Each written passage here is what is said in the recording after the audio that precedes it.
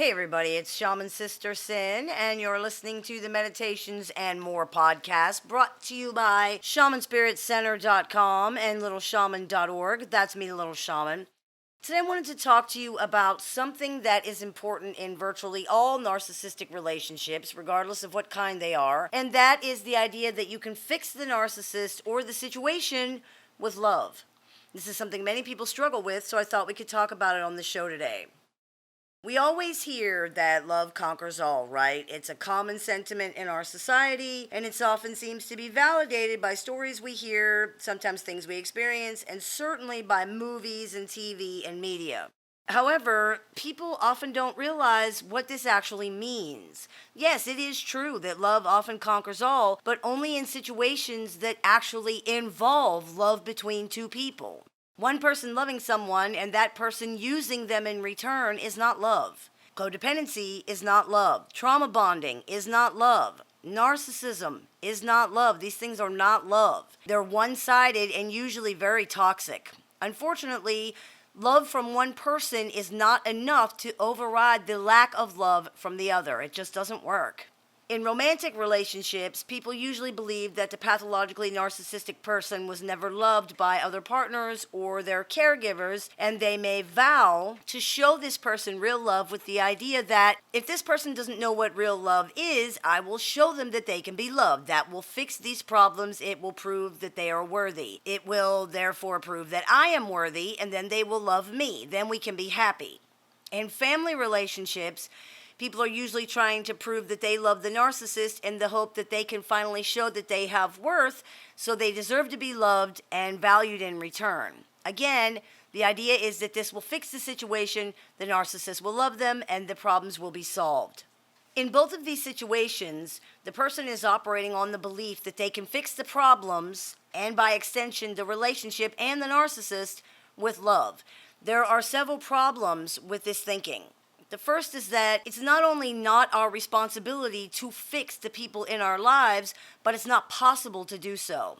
We are only able to accept someone as they are and decide if we want them in our lives. If we don't want them in our lives as they are, then the truth is we don't really want them in our lives. We want our idea of them or our fantasy of what they could be, and that's not the same thing. However, let's put all that to the side and really look at the situation. The idea is that someone who has never known love or being valued could be saved or fixed by receiving love. On the surface, this looks like a good, solid solution. If a lack of love created the pathologically narcissistic person's problem, then an abundance of love can remedy the problem. It makes sense in this context, and narcissists themselves may even insist that this is the case. But it's not true.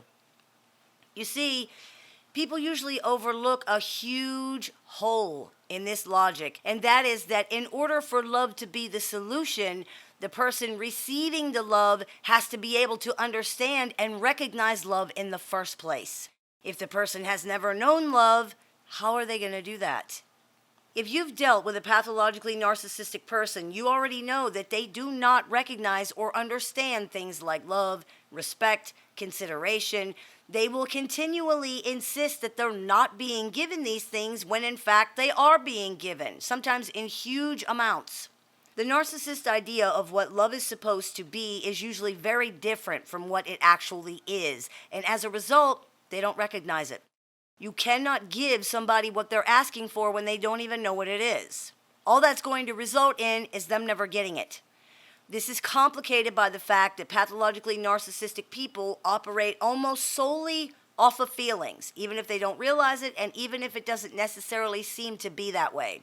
Their feelings are considered facts. More than that, their feelings are considered evidence. So if they don't feel that you love them, then you don't. And it doesn't matter what you do to prove it. It's never going to be enough because feelings are facts to a narcissist. If they don't feel you love them, then you don't. And that's that. You're fighting a losing battle against the pathological self-hatred of a person with no self-worth. This often creates a vicious cycle where people just give more and more and more, hoping the narcissist will finally see and finally value them. This is extremely unlikely. And it's not about you having worth to them or not having worth to them, regardless of how it feels to you. For them, it's about the fact that they don't think they have any worth, and therefore no one can ever, has ever, or will ever love them. The fact that love does not simply appear and go exactly how they think it should and feel exactly how they think it should 24 hours a day just reinforces this idea. You become just another faker, just another liar in the long list of people who have betrayed them, let them down, sabotaged them, or otherwise were not perfect. That is the biggest reason that you cannot fix or save a narcissistic person with love, regardless of whether it's your responsibility or not, which it's not, and regardless of whether it's even possible or not, which it isn't. They can't recognize it anyway. And if you've been dealing with one, then you know that by now. It's a fruitless endeavor that results in nothing but pain for both you and the narcissist.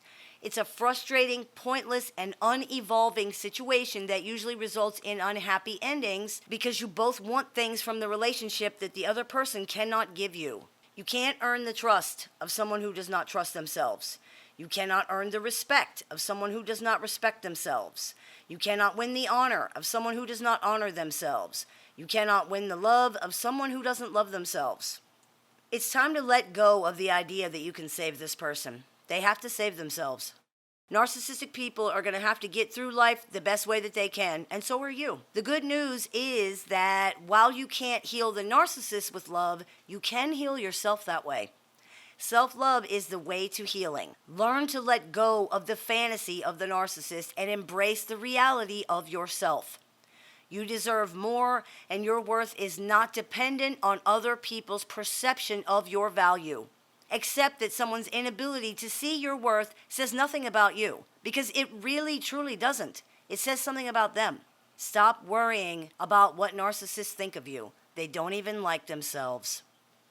I hope this clears a few things up for you. As always, I look forward to your comments, questions, and suggestions, so please keep those coming. I take appointments online, over the phone, via text, via messenger, via email, and via Skype. So if you're interested in speaking with me one-on-one, you can visit littleshaman.org and click the book and appointment tab to go ahead and do that.